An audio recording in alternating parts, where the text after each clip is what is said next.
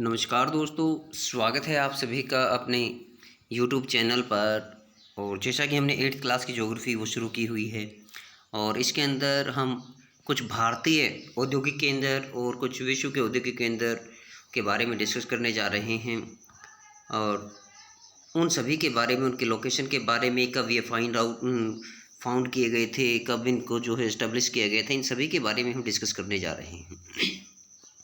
तो चलिए, before 1947 there was only one iron and steel plant in the country. देखिए, 1947 से पहले भारत के अंदर केवल और केवल एक औद्योगिक क्षेत्र था, एक आयरन स्टील प्लांट था, the Tata iron and steel company limited, TISCO जिसको बोला जाता है।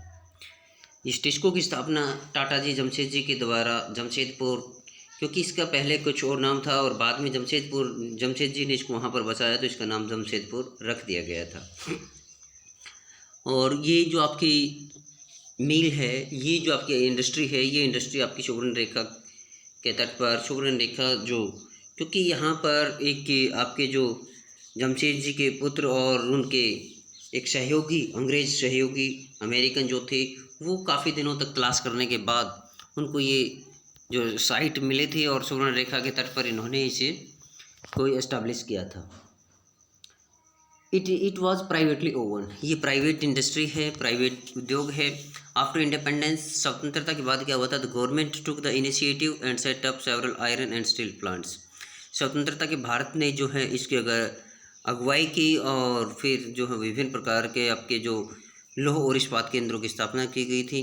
टिस्को वॉज स्टार्टेड इन 1904, 1907 के अंदर जो साक्षी है, साक्षी के पास जो है इसकी स्थापना की गई थी, near the Confluence of the river सुवर्ण रेखा एंड खारकी इन झारखंड। झारखंड के अंदर जो सुवर्ण रेखा और जो खारकी नदी है, इनके कॉन्फ्लुएंस, इनका जो मिलन है, वहाँ पर जो संगम है, वहाँ पर इस टिस्को कंपनी की स्थापना की गई थी। क्योंकि टिस्को के अंदर लोहा इस्पात और इनके अंदर जो फर्नेंस भट्टियाँ होती हैं, उनके अंदर जो है स्मेल्टिंग फर्नेंस के अंदर जो जल की भी आवश्यकता होती है इसको, और इस प्रकार से यहाँ पर सुवर्ण रेखा और खारकी नदी ने जो इसको जल उपलब्ध कराने का पूरा वो किया था।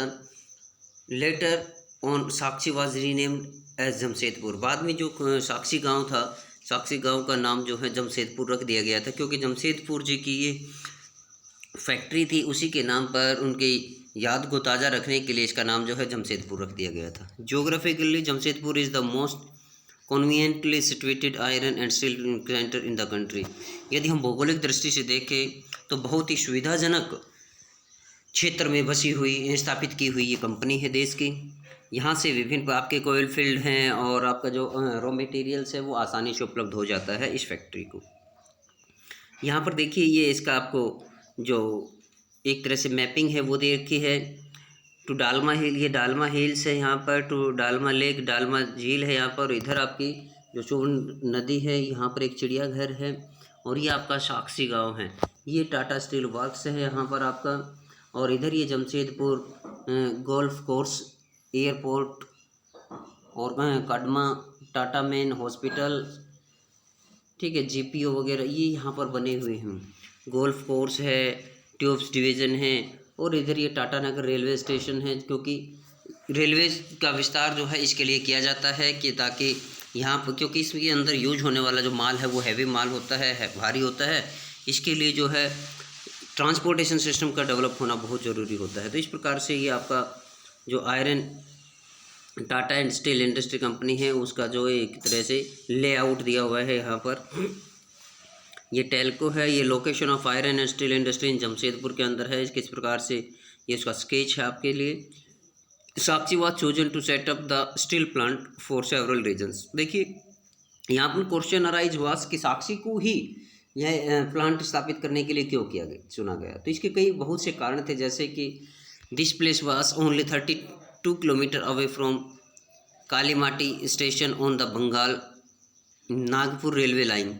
जो बंगाल नागपुर रेलवे लाइन थी उससे केवल 32 किलोमीटर दूर स्थित था, यानी ये रेलवे से इसके आसानी से जोड़ा जा सकता था। It was close to the iron ore, और जो लो आइशक के क्षेत्र थे, कोयल के क्षेत्र थे, मैग्नीज के जो डिपॉजिट्स थे, as well as to Kolkata, और साथ में कोलकाता भी इसके नज़दीक जो एक नदी पत्तन है, नज़दीक होने की वजह से which provided a large market, Calcutta जो कि इसको एक विशाल मार्केट, विशाल बाजार उपलब्ध कराता था। इन सभी की जो नज़दीकी की वजह से, इन सभी की विशेषताओं की वजह से जो है, जो साक्षी को जो इसे स्टील इंडस्ट्री के लिए चुना गया था। TISCO gets coal from Jharia coal fields, जो टिस्को कंपनी है इसको कोयले का जो प्राप्ति है वो झरिया के जो कोलफील्ड हैं, कोयला क्षेत्र है, वहाँ से हो जाती है। एंड आयरन और limestone, dolomite and manganese from Orissa and Chhattisgarh. और इसको लो आयुषक है, लाइमस्टोन है, चूना पत्थर है, डोलोमाइट है और मैग्नीज है। इसकी प्राप्ति जो है आपकी उड़ीसा और छत्तीसगढ़ के क्षेत्रों से हो जाती है। The खारकी and Subarnarekha reverse ensured sufficient water supply, और खारकी जो सुवर्णरेखा नदी है ये इसको पर्याप्त जल की आपूर्ति उपलब्ध करा देती है। Government initiatives provided adequate capital for its later development, और बाद में जब भारत आज़ाद हुआ, भारत के आज़ाद होने के बाद सरकार ने जो है इसके और अधिक विकास के लिए जो है काफ़ी पूंजी उपलब्ध कराई थी, काफ़ी जो है इनको ऋण दिया गया था, काफ़ी इनको जो विभिन्न प्रकार की सब्सिडीज दी गई थी। In Jamshedpur several other industrial plants were set up after TISCO. Jamshedpur के अंदर देखिए, जैसे कि हम बता रहे हैं कि इंडस्ट्रियल रीजन किस प्रकार से डेवलप होता है, इंडस्ट्रियल सिस्टम क्या होता है, वो हमने जाना था इस चैप्टर के अंतर्गत। तो वो आप यहाँ पर देख पाएंगे कि जैसे ही यहाँ पर जमशेदपुर के अंदर टिस्को कंपनी की स्थापना हुई, वहाँ पर विभिन्न प्रकार के अदर जो फैक्ट्रीज हैं वो भी सेटअप हो गई। दे प्रोड्यूस केमिकल्स, यहाँ पर केमिकल रसायन की जो फैक्ट्री है वो है, लोकोमोटिव पार्ट्स की जो फैक्ट्री है वो वहाँ पर सेटअप है, एग्रीकल्चर इक्विपमेंट्स की फैक्ट्री वहाँ पर है, मशीनरी की फैक्ट्री वहाँ पर है, tin plate, cable and wire की फैक्ट्रियाज वहाँ पर हैं। इस प्रकार से वहाँ पर एक तरह से देखा जाए, एक इंडस्ट्रियल सिस्टम सेटअप होने के बाद एक तरह से इंडस्ट्रियल रीजन है वो वहाँ पर डेवलप हो गया। अब वो पूरा का पूरा जो क्षेत्र है आपका जमशेदपुर वाला, जो साक्षी वाला क्षेत्र है, वो आपका पूरी तरह से जो एक तरह से औद्योगिक क्षेत्र के रूप में तब्दील हो गया है। The development of the iron and steel industry opened the doors to rapid industrial development in India। और जैसे ही भारत के अंदर टिस्को की स्थापना हुई, इससे जो है लो और इस्पात की जो कंपनियां सेटअप हुई, इससे अन्य दूसरी जो कंपनियां थी उनके विकास को जो है एक तरह से बूंद मिली, एक तरह से उनको तैयार माल जो उपलब्ध हुआ, और इस तरह से अन्य फैक्ट्रियां जो हैं अस्तित्व में आ गई थी। Almost all factories of the Indian industry depend heavily on the iron and steel industry for their basic infrastructures. देखिए, भारत ही नहीं, हम विश्व की बात करें तो लगभग सभी देशों की जो कंपनियां होती हैं वो पूरी तरह से पहले आयरन और स्टील इंडस्ट्री के ऊपर ही डिपेंड होती हैं, क्योंकि इसी का जो कच्चा माल, ये इसी का जो तैयार माल है वो अदर फैक्ट्रीज़ के अंदर कच्चे माल के तौर पर तैयार किया जाता है। चाहे आपकी हैवी मशीनरी हो, चाहे आपके नट बोल्ट हों, चाहे आपकी वायरिंग हो, सभी के अंदर आपका जो है जो आयरन एंड स्टील इंडस्ट्री का जो उत्पाद है वो इस्तेमाल किया जाता है। The Indian iron and steel industry consist of large integrated steel plants as well as mini steel mills. देखिए, भारतीय जो आपका जो टाटा एंड ये आपकी जो स्टील इंडस्ट्रीज है, इसके अंदर बड़े से बड़े और छोटे से छोटे जो हैं वो प्लांट मिल शामिल है इसके अंदर। It also includes secondary producers, इसके साथ साथ इसके जो हैं आपके द्वितीयक उत्पाद जो हैं वो भी इसके साथ शामिल होते हैं, जैसे रोलिंग मिल्स हो गया, जो एंसिलरी इंडस्ट्रीज हो गया। रोलिंग मिल्स का मतलब होता है जैसे कि ये चादरें वगैरह बनाई जाती हैं तो उनको जो बंडल बना करके जो है समेत जो डाला जाता है गाड़ियों के अंदर दूर दूर तक इनकी जो ट्रांसपोर्टेशन करने के लिए। इसी प्रकार अब देखिए, हम विश्व का सिनारियो भी देखें, Pittsburgh, it is an important steel city of the United states of America. ये पिट्सबर्ग है, ये अमेरिका का सबसे बड़ा औद्योगिक केंद्र है। The steel industry at Pittsburgh enjoys locational advantages, और जो पिट्सबर्ग है इसको जो स्थानीय सुविधाएं हैं वो बहुत अधिक प्राप्त हैं। Some of the raw material such as coal is available locally, जैसे कोयले जैसे कच्चा माल है वो पिट्सबर्ग के अंदर ही इसको उपलब्ध हो जाता है। While iron ore comes from the iron mines at Minnesota about 1500 kilometre from Pittsburgh, जबकि इसको जो लो आयुषक की जो प्राप्ति है वो 1500 किलोमीटर दूर मिनेसोटा से प्राप्त होती है। Between these mines and Pittsburgh is one of the world's best routes for shipping और cheaply the famous Great Lakes waterways. देखिए इस पिट्सबर्ग से लेकर के और आपका जो मिनीसोटा है, इसके बीच के क्षेत्र के अंदर 1500 किलोमीटर के दौरान जो है आपके बहुत से विश्व के प्रसिद्ध जो शिपिंग रूट्स हैं, समुद्री जहाज़ के जो रूट्स हैं, जो कच्चा माल लाने और ले जाने में, तैयार माल को ले जाने में महत्वपूर्ण भूमिकाएं निभाते हैं। मुख्य रूप से जो आपके जो महान ग्रेट लेक के जो जलमार्ग है वो सबसे महत्वपूर्ण भूमिका निभाता है। इसके अंदर trains carry the ore from the Great Lakes to Pittsburgh area, और यहाँ से पिट्सबर्ग से जो है जो ट्रेनें हैं, रेलगाड़ियाँ हैं, वो ग्रेट लेक से जो है पिट्सबर्ग तक जो है सामान को लाती और ले जाते हैं। The Ohio, the Monongahela and Allegheny rivers provide adequate water supply. देखिए मोनोगेला और जो अल्घेनी जो नदियां हैं वो इनको जो है पर्याप्त मात्रा में जल उपलब्ध करवाती हैं पिट्सबर्ग को। तो यहाँ पर इम्पोर्टेंट क्वेश्चन हो गया कि ये कौन सी नदियाँ जो हैं इसको जो है जल उपलब्ध कराती हैं, तो ओहियो, मोनोगेला एंड अल्घेनी। यहाँ पर आपके क्योंकि इनमें से कोई भी नाम दे करके आपसे ये भी पूछ सकता है कि ये नदियाँ कौन से कॉन्टिनेंट के, कौन से देश की नदियाँ हैं। तो ओहियो, मोनोगेला और अल्घेनी जो रिवर्स हैं ये आपके नॉर्थ अमेरिका की जो हैं नदियां हैं। Today very few of the large steel mills are in Pittsburgh itself. Today very few of the large steel mills are in Pittsburgh itself. देखिए आज पिट्सबर्ग के अंदर बहुत कम आपको लोह इस्पात की जो मिलें हैं वो देखने को मिलती हैं। They are located in the valleys of the Monongahela and Allegheny rivers above Pittsburgh and along the Ohio river below it. देखिए इससे क्या होता है, अब क्या हुआ है कि जो पिट्सबर्ग से ऊपर जो आपका मंगोला और जो अल्घेनी रिवर्स हैं, मोनोगेला और अल्घेनी रिवर्स जो पिट्सबर्ग से ऊपरी क्षेत्र पे पड़ती हैं उसके तटों पर शिफ्ट हो गई हैं, और कुछ औद्योगिक क्षेत्र जो हैं वो आपकी ओहियो नदी के नीचे जो इसके नीचे पड़ता है वहाँ पर उनके तटों पर शिफ्ट हो गई हैं। Finished steel is transported to the market by both land and water और रोड्स। और जो तैयार माल है वो आप सड़क मार्ग और जल मार्ग दोनों से ही जो है विभिन्न स्थानों को, मार्केट को, बाज़ारों में जो है सेंड कर दिया जाता है, भेज दिया जाता है। The Pittsburgh area has many factories other than steel mills. Pittsburgh के अंदर देखिए लोह इस्पात केंद्रों के अलावा अन्य मिलें भी वहाँ पर कार्यरत हैं। These use steel as their raw material to make many different products such as railroads, equipments, heavy machinery and trails. देखिए यहाँ पर विभिन्न प्रकार के अन्य कारखाने भी जो उद्योग हैं वो भी सेटअप हैं, क्योंकि लोह इस्पात को यूज करने में जैसे कि आपकी मशीनरी उद्योग हो गया, जो रेलवे ट्रैक्स बनाने में काम हो गया, या जो भारी मशीनरी हैं इनको बनाने में के लिए अन्य जो फैक्ट्रीज जो सेटअप किए जाते हैं, अन्य उद्योग सेटअप किए जाते हैं, वो पिट्सबर्ग के आसपास जो हैं काफ़ी विकसित हुए हैं। उसके बाद हम विश्व के कॉटन एंड टेक्सटाइल इंडस्ट्रीज को देखते हैं। देखिए weaving cloth from yarn is an ancient art. देखिए धागे से कपड़ा बनाना एक पुरानी कला रही है, एक पुराना जो उद्योग रहा है। Cotton, wool, silk, jute, flax have been use for making clothes. देखिए कपड़ा बनाने के अंदर आपका ऊन हो गया, कपास हो गया, रेशम हो गया, जूट हो गया, फ्लैक्स, ये सभी जो चीज़ें हैं कपड़ा बनाने में इस्तेमाल की जाती हैं। The textile industry can be divided on the basis of raw materials used in them. और जो अपनी कपड़ा मिलें हैं इनको हम जो इसके अंदर उपयोग होने वाले कच्चे माल के आधार पर जो है कई भागों में डिवाइड कर सकते हैं। Fibres are the raw materials of textile industry. जो तंतु होता है, फाइबर होता है, वो आपके कपड़ा उद्योग के जो है कच्चे माल के तौर पर इस्तेमाल किया जाता है। फाइबर्स कैन बी नेचुरल और मैन मेड। और जो तंतु होते हैं, फाइबर होते हैं, ये प्राकृतिक तंतु भी हो सकते हैं और मैन मेड भी हो सकते हैं। जैसे प्राकृतिक के अंदर आपके जो हैं आपका कॉटन हो गया, सिल्क हो गया, ये आपके नेचुरल होते हैं। और बाकी जो आपके अन्य जो रेयान हो गया, नाइलॉन हो गया, ये आपके जो हैं मैन मेड हैं। Natural fibres are obtained from wool, silk, cotton, linen and jute. Man made fibres include nylon, polyester, acrylic and Ryan.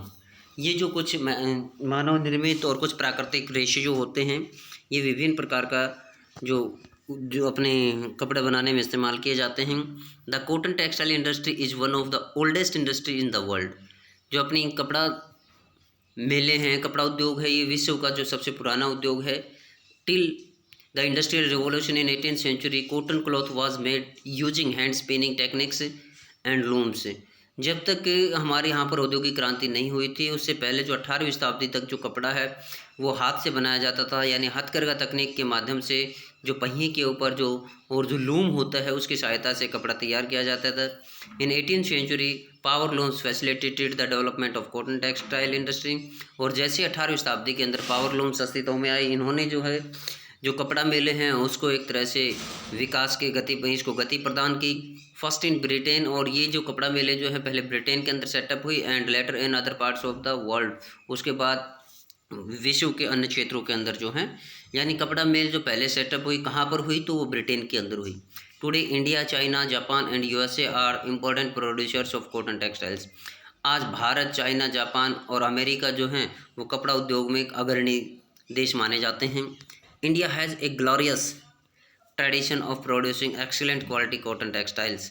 Bharat जो है प्राचीन समय से ही अपने उत्तम क्वालिटी के कपड़े के लिए जाना जाता है, जिसकी जो डिमांड है औपनिवेशिक काल में, आप जब इतिहास को पढ़ेंगे, हिस्ट्री को पढ़ेंगे, तो वहाँ पर आपको भारतीय कपड़े की डिमांड जो है यूरोपीय बाज़ारों के अंदर किस प्रकार से थी। पर्टिकुलरली जो वहाँ के जो एरिस्टोक्रेटिक फैमिलीज़ थे, जो उच्च कुलीन वर्ग था, उसके अंदर भारतीय कपड़े की जो हैंडमेड क्लॉथ था उसकी ज़बरदस्त डिमांड होती थी, जिसके लिए जो व्यापारी लोग हैं भारत की तरफ जो लालायित होते थे। बिफोर द ब्रिटिश रूल, और अंग्रेज शासन से पूर्व इंडियन, यहाँ पर ये देखिए विश्व के जो है विभिन्न प्रकार के जो क्षेत्र हैं वो दे रखे हैं, आपके औद्योगिक क्षेत्र हैं। इंडिया भी यहाँ पर दिया हुआ है, चाइना है, एशिया के अंदर ये इधर यूरोप, ब्राज़ील के अंदर।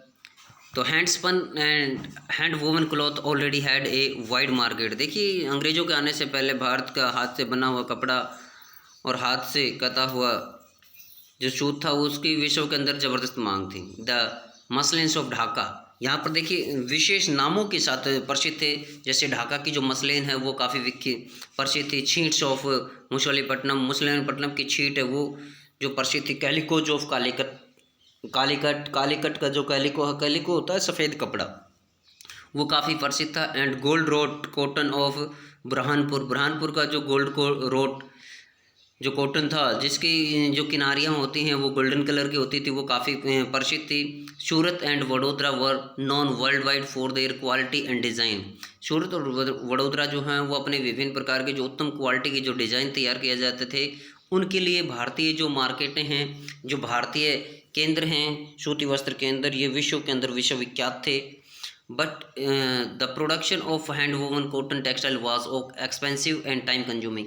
लेकिन क्योंकि हाथ से कपड़ा बनता था, मशीनें थी नहीं, तो इससे कपड़ा जो है उत्तम क्वालिटी का तो बनता था, लेकिन ये कम कपड़ा बनता था और इसमें टाइम अधिक लगता था। Hence traditional cotton textiles industry could not face the competition from the new textile mills of the west. इसलिए जो भारतीय हस्तकला थी, वो हस्तकला जो हथकरघे थे, वो यूरोप की जो मशीनी जो माल था उसके जो कंपटीशन नहीं कर पाए, उसके से प्रतिस्पर्धा नहीं कर पाए।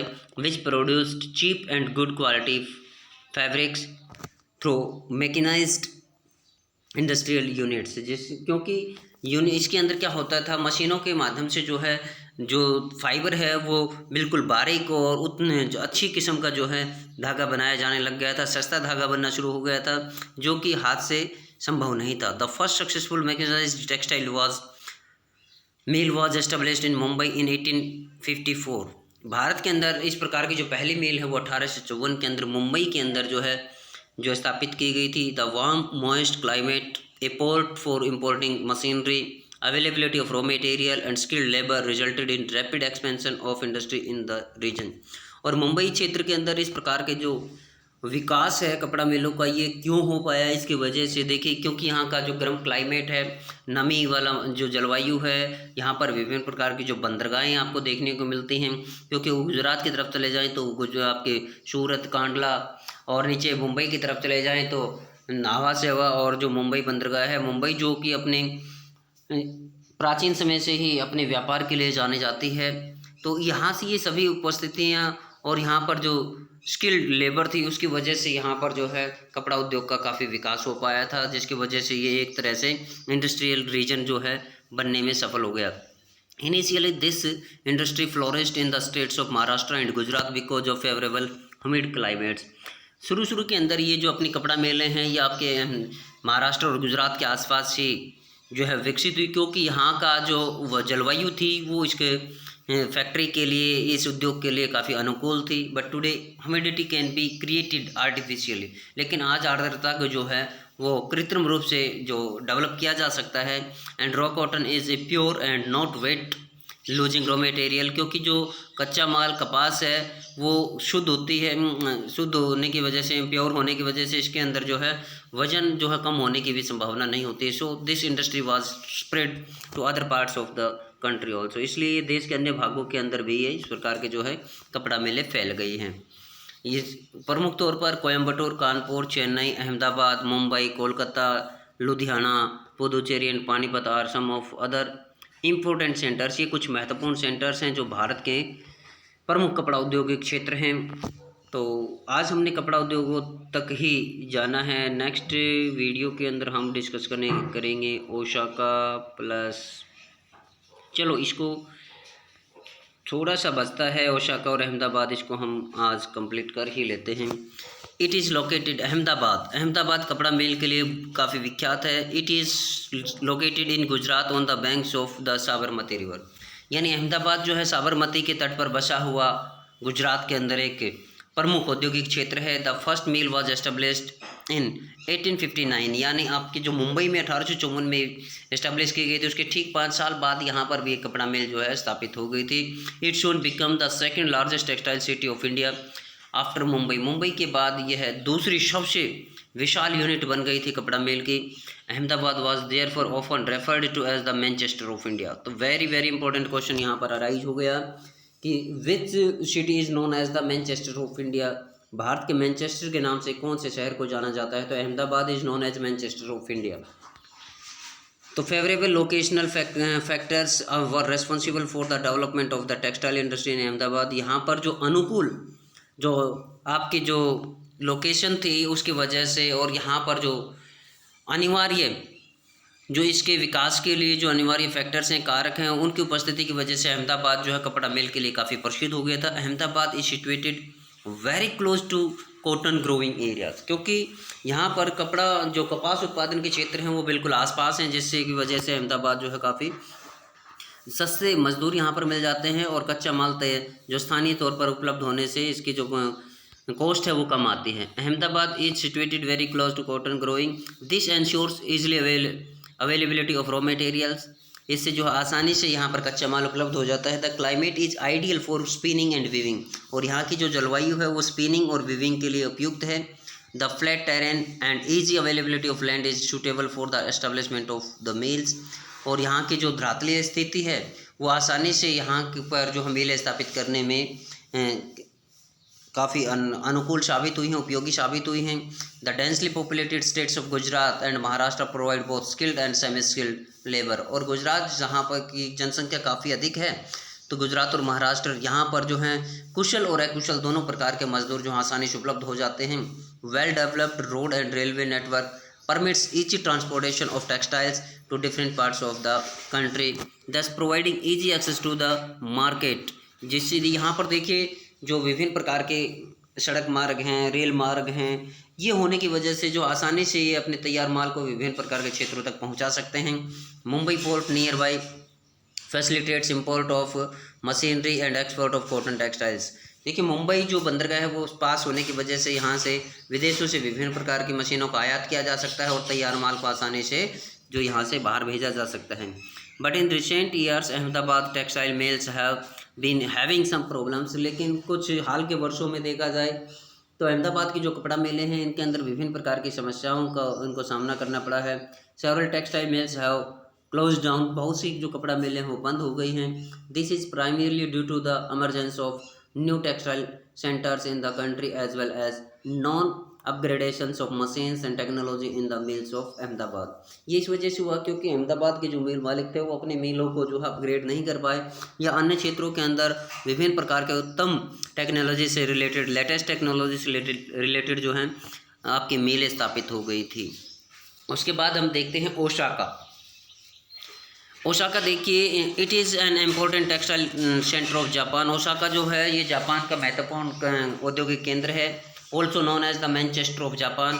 Very important question, Manchester of Japan किसको जाना जाता है? ओसाका को। तो ये यहाँ पर मैनचेस्टर बार बार आ रहा है, तो आपको दिमाग में आया होगा कि मैनचेस्टर कहाँ का क्षेत्र है। तो मैनचेस्टर है आपका इंग्लैंड का, ब्रिटेन का, लंदन का।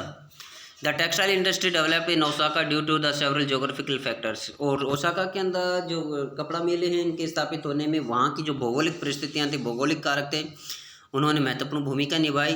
The extensive plain around Osaka ensure that land was easily available for growth of cotton mills. देखिए जो आपके विशाल मैदान थे ओसाका के आसपास, उन्होंने ये सुनिश्चित किया कि यहाँ पर उपलब्ध जो कॉटन में जो ज़मीन है वो कॉटन मिल्क से लिए जो है उसकी वृद्धि के लिए काफ़ी अनुकूल हैं। Warm humid climate is well situated to spinning and weaving. The river Yodo provides sufficient water for the mills. ये क्योंकि ये योडो नदी के तट पर स्थित है, इसलिए यहाँ पर जो है जो आपके वार्म क्लाइमेट पाया जाता है। Labour is easily available hair. Location of port facilities, import of raw material cotton and for textile exporting textiles. देखिए ये नदी जहाँ पर आ जाती है वहाँ पर सामान को लाना और ले जाना, ये आसानी से यहाँ पर सुविधाएं उपलब्ध हो जाती हैं, जिससे कि वहाँ पर किसी भी उद्योग को सेटअप होने में महत्वपूर्ण मदद मिलती है। The textile industry at Osaka depends completely upon imported raw materials. और ओसाका की जो टेक्सटाइल इंडस्ट्री है वो पूरी तरह से जो इम्पोर्टेड है, जो आयातित जो कच्चा माल है उसके ऊपर डिपेंड करती है।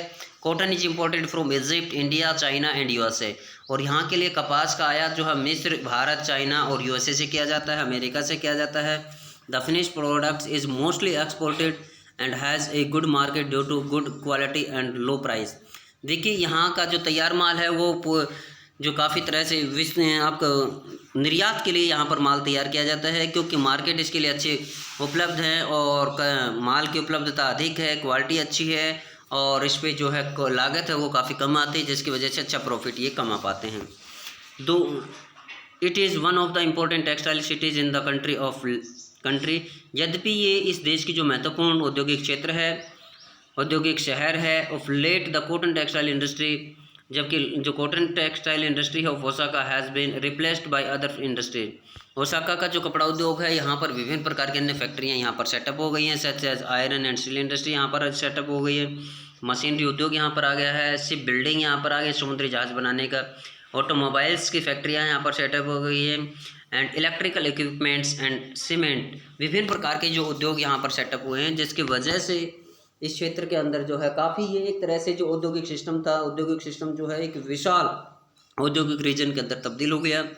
तो इस प्रकार से आज हमने विश्व के विभिन्न औद्योगिक क्षेत्रों के बारे में जाना, विश्व के जो सुप्रसिद्ध आपके जो टेक्सटाइल इंडस्ट्रीज़ हैं, आयरन इंडस्ट्रीज हैं, इनके बारे में जाना। तो आज के वीडियो में इतना ही। Thank you, have a nice day.